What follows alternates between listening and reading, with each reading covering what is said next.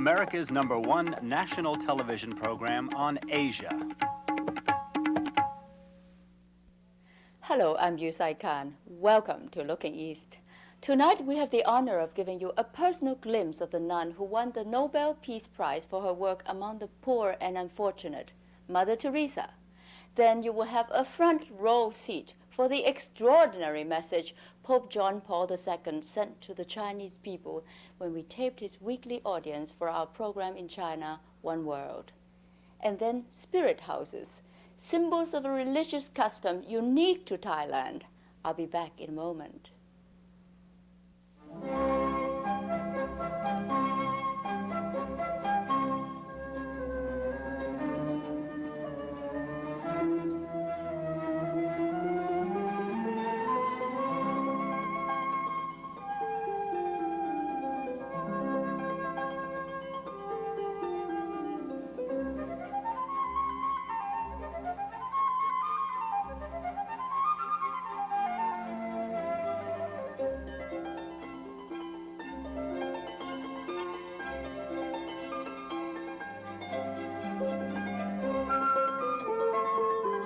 Now, in Asia or the Pacific, the perfectionist can be reassured. There are hotels to satisfy even the most demanding. Hotels for people who don't like hotels. Regent International Hotels.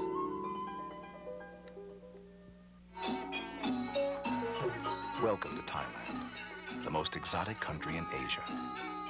Welcome to Thailand, where you'll find the friendliest people, where you'll find the most comfortable hotels, most memorable sights, most wondrous temples and palaces, most tempting places to shop and things to buy, most mouth-watering and most varied cuisines. Come to Thailand, where you'll find spiritual ancient cultures, where you'll find cool mountainsides and sunny seashores, the land of peaceful people, serene surroundings, and the warmest of welcomes. And when you plan your trip to the Far East, we invite you to spend more time in Thailand. Ask your travel agent or tour operator to make sure you spend more time in Thailand. It is the most exotic country in Asia.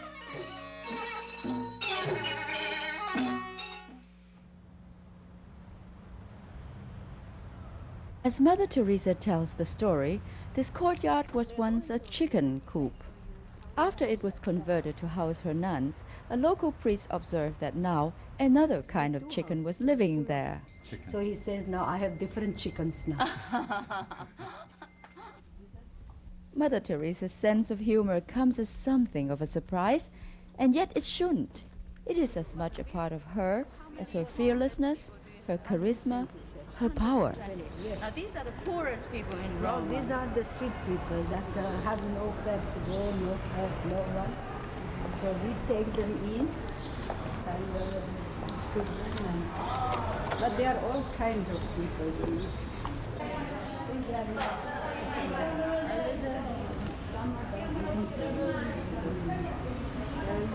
All right. To watch her walk among the disturbed men and women who seek refuge in the Mother House here in Rome is nothing short of inspiring. Her hands reach out to touch those unfortunates, and her power is palpable, her faith absolute.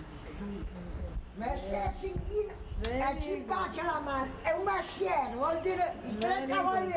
good. Don't let them smoke in the night, sister. Non fumi? Just caught in time. But she believes in discipline. There is to be no smoking downstairs where the women live or upstairs in the men's quarters.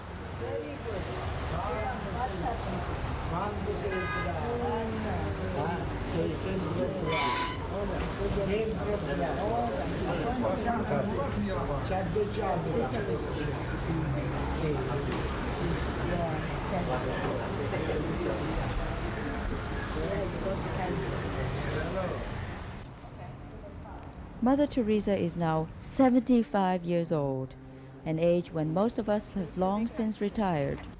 But since she won the Nobel Prize for Peace in 1979, she has had to make room for a demanding travel and speaking schedule in what was already a very busy life. 297 places. Yet she always has time to give me so we could tape this segment.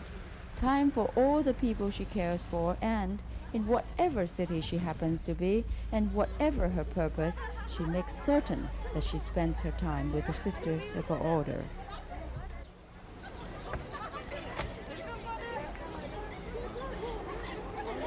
Here in Rome, she is being welcomed by her sisters. The warmth and joy that she generates is mirrored in the pure love that is offered her in return.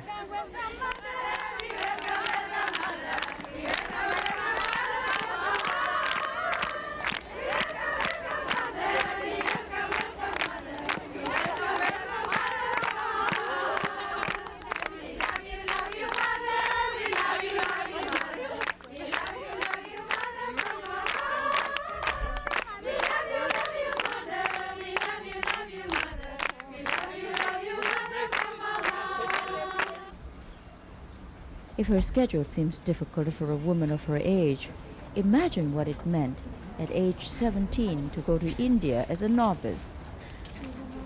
There for almost 20 years, she taught at a Catholic high school until 1948, when she asked to leave the convent and, with the consent of her superiors, began her work among the poor and dying in Calcutta. Only 2 years later, she founded her order, the Missionaries of Charity. At that time, 1950, Mother Teresa, who was Yugoslav by birth and Albanian by heritage, took Indian citizenship. Today, the work she began in Calcutta has spread to 52 countries, with a total of 297 houses in her order of 1,800 sisters and 120,000 co-workers. We were very fortunate that Mother has granted us the permission to film some of the things that she does in this place and to show it to the Chinese people what this extraordinary woman is trying to do for the world. Nothing extraordinary. Just love in action. Nothing else. I see mostly Indians here, no? Yes. How many Indians here?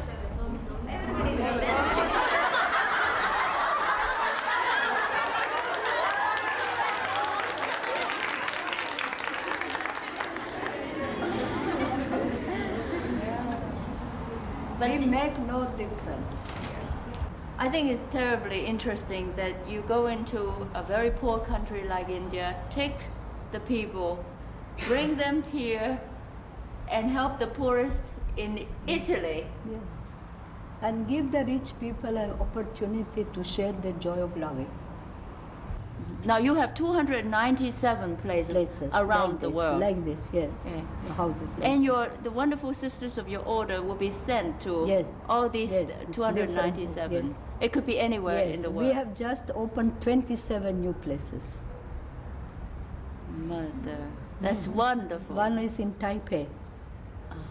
One more in Korea. One more in Philippines.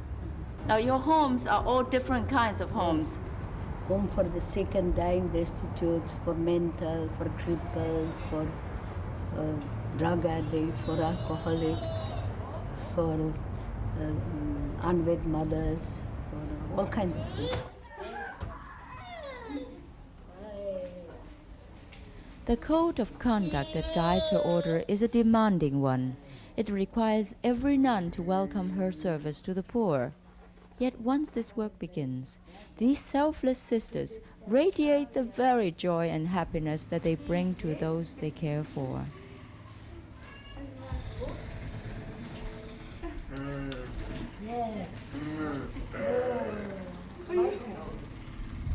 He's 15. 15. Is he very happy? Yeah. When he sees the light and he's very, he knows.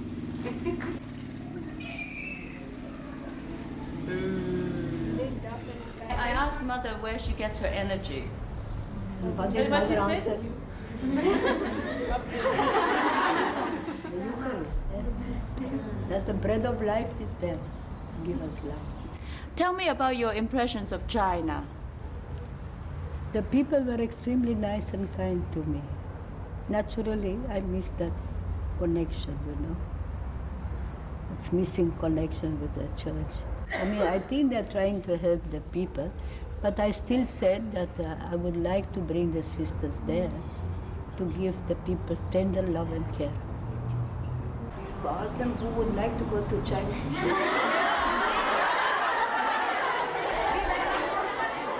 Sister Teresa's credo is as simple as the two words that attach to every crucifix in her house.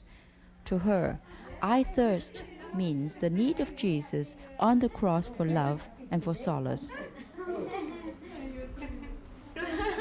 Shake hands. Are they beautiful children? What a life of suffering.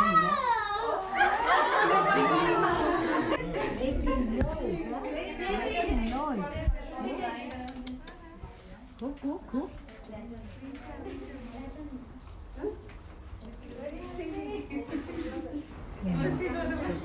We'll sing something, huh?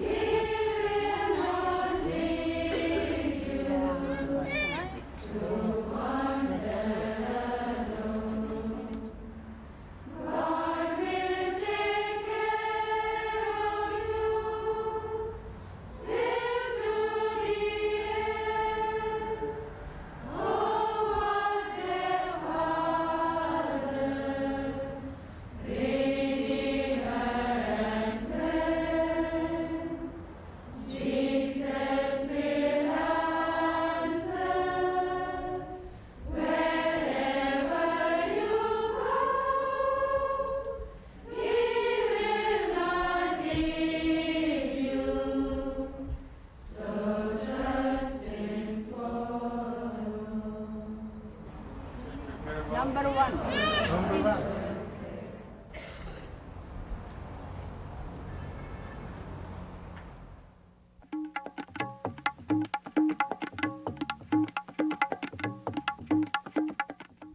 There is an island on this earth so colorful, it is surely the work of a master painter. An island where the harvest of the day's yellow light can be savored steaming at night. Where green plants entwine and exotic creatures recline. Where with a splash of blue, sapphire pools gleam like jewels in the setting of a dream. An island where in every drop of gold there's a romantic tale to be told. And with every purple shade a stunning bargain can be made. An island where the red streak renders the image complete.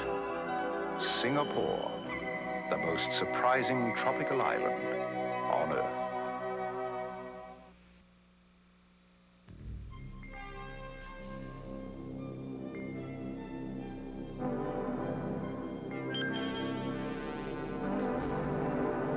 The airline with one of the most modern fleets in all the world still believes in the romance of travel. Singapore girl, you're a great way to fly. Kiko man, get a pan. Teriyaki, now you're talking. Marinade, a darker shade. Sauce a carb or shish kebab. Kiko man, bird in hand. Chicken base, take a taste. Splash of prawn, dash it on. For a steak or salmon bake. Kiko man, understand? Take a minute, dip it in it. Teriyaki, don't take much. All it takes is Kiko man touch.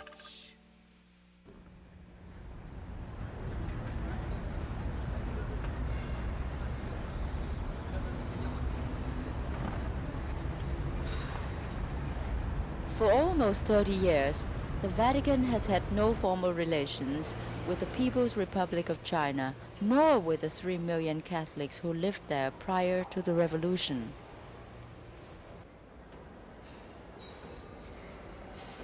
One of the first signs of a thaw in the relationship came a short time ago when Catholic leaders, including Mother Teresa, were invited to China.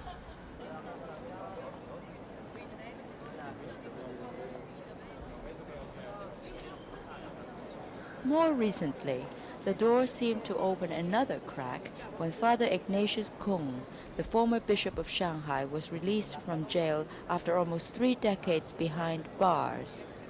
The 84-year-old prelate had steadfastly refused to recognize the Patriotic Catholic Association, the organization formed by the Chinese government to replace Rome. Then in July, we had the rare honor of being instrumental in another move to improve relations.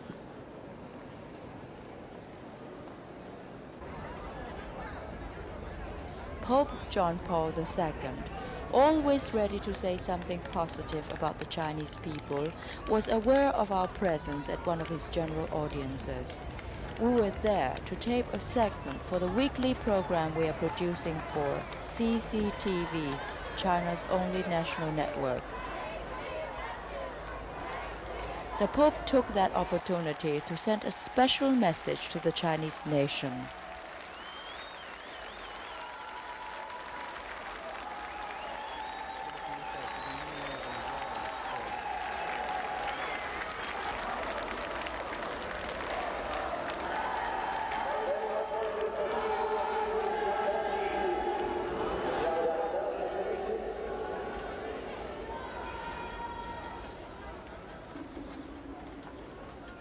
I am happy to welcome a television crew which is present in Rome to prepare a program for China. And it gives me great joy to be able, through them, to send my warm greetings to the noble Chinese nation. The Catholic Church looks upon China as one great family, the birthplace of lofty traditions and vital energies, rooted in the antiquity of her history and culture. The Church is sympathetic to the commitment to modernization and progress in which the Chinese people are engaged. This was the attitude of the famous Father Matteo Ricci when he came into contact with China. I am sure that those Chinese who are followers of Jesus Christ, as was Matteo Ricci, will contribute to the common good of their own people by practicing the virtues which are taught by the gospel and which are highly esteemed in the centuries-old Chinese tradition, such as justice, charity, moderation, wisdom, and a sense of fidelity and loyalty. With these thoughts, I pray that Almighty God may abundantly bless the Chinese people and their worthy aspirations for progress and peace.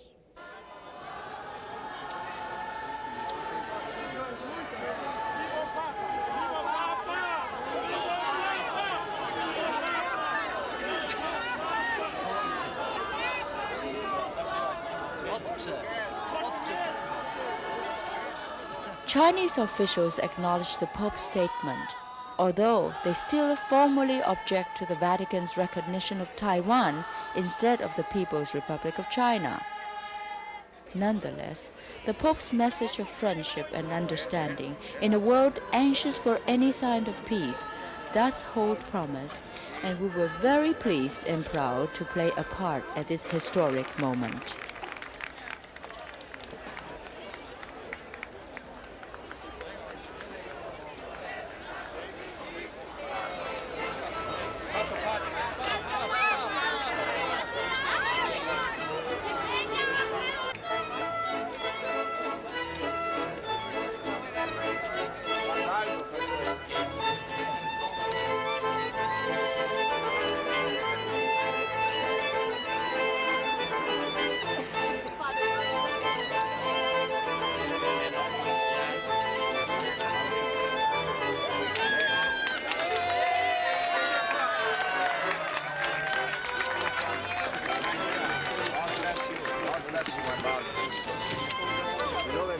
Zdravujúci.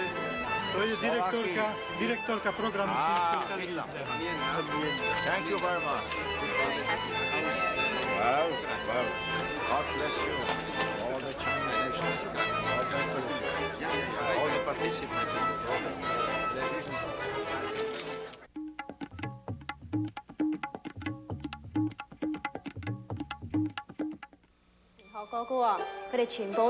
United States, Chicago, Los Angeles, Boston, Massachusetts.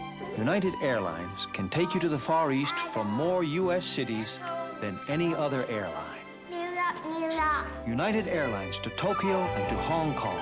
Fly a friend to the Far East. You're not just flying, Meili. Colilla, Ohio. You're flying the friendly skies. For thousands of years, the chop, or signature seal, has been the Chinese way of signing one's name.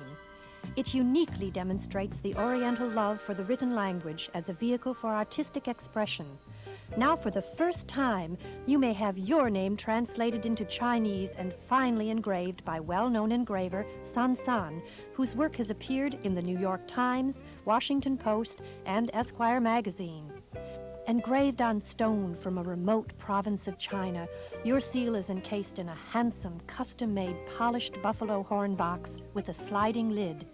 The red ink paste is made of cinnabar, mineral oil, and raw silk. It comes to you in a distinctive gift box with a brochure explaining your Chinese name, an exquisite personalized gift of rare beauty for only $49.99 plus $3.50 for shipping and handling. To order, please send check or money order to Looking East, Chinese Signature Seal, Post Office Box 1326, FDR Station, New York, New York, 10150. Again, the address is Looking East, Chinese Signature Seal, Post Office Box 1326, FDR Station, New York, New York, 10150. Please allow 4 to 6 weeks for delivery. No CODs, please.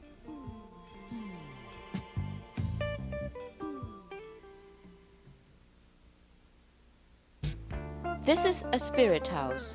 Looking for them in the streets of Bangkok is like looking for mushrooms in the woods. The better you get finding them, the more you see.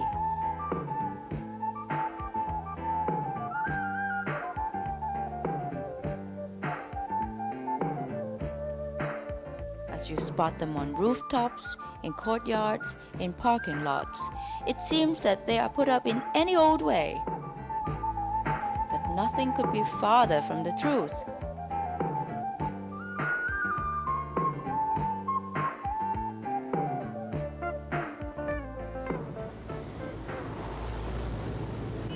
Spirit houses are a concrete manifestation of the Thais' belief in spirits, and the spirit house is built to enshrine Pra Poom, the spirit of the land. The protocol on how and where it is placed is an elaborate one. For example, it must never be placed so that it is in the shadow of the house. It must face north or south, preferably north, and must be placed on a plot of land roughly 2 yards square. The spirit house always sits on a post. What's more, the installation of a new spirit house is an elaborate ceremony in which astrologers, Brahmins, and Buddhist priests all have assigned roles.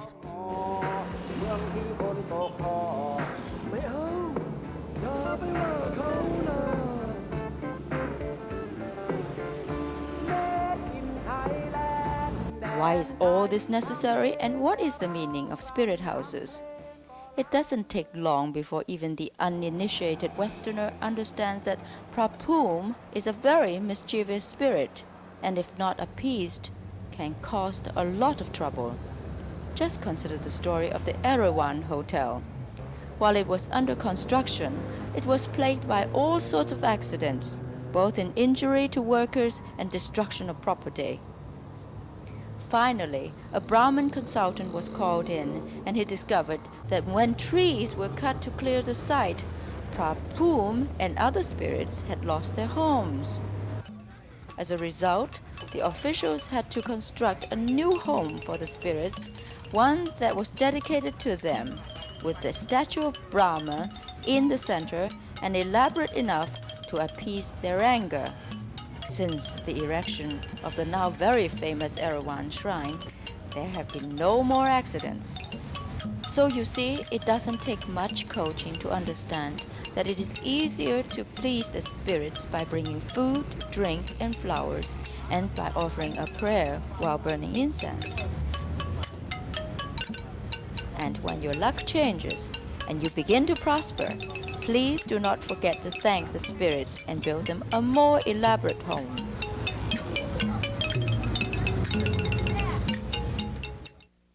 Well, that's our show for tonight. See you next week. I'm Yue-Sai Kan, Looking East. Air transportation to Thailand provided by Thai Airways International. Hotel accommodations while in Thailand provided by the Regent of Bangkok.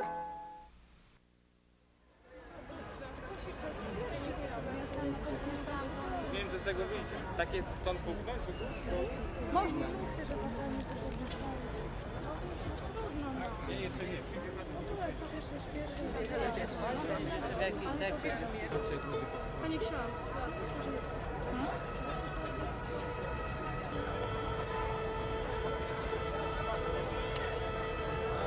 Co?